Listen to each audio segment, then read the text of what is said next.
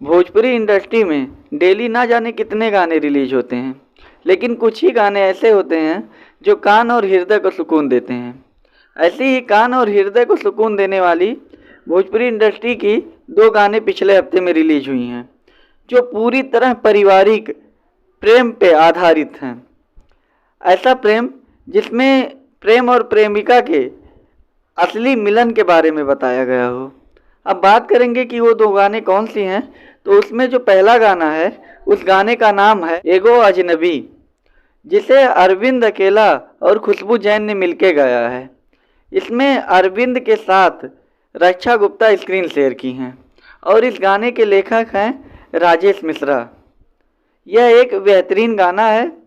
और जो दूसरा गाना है उस गाने का नाम है गोदी में सवरिया। इसके गायक हैं रितेश पांडे और सृष्टि भारती। इसमें रितेश पांडे के साथ माही श्रीवास्तव ने स्क्रीन शेयर की हैं और इसके लेखक हैं अनूप राय। इसमें प्रेम और प्रेमिका के विरह और जुदाई के बारे में काफ़ी अच्छे से बताया गया है। यह दोनों गाने काफ़ी खूबसूरत और प्यारे हैं। मैं सच बोलूं तो भोजपुरी जगत में ऐसे ही खूबसूरत और प्यारे गानों की ज़रूरत है, जिससे भोजपुरी गानों को जितना आज सम्मान मिल रहा है उससे कई गुना ज़्यादा सम्मान मिलेगा। बाकी आज के वीडियो में बस इतना ही। मिलते हैं अगले वीडियो में।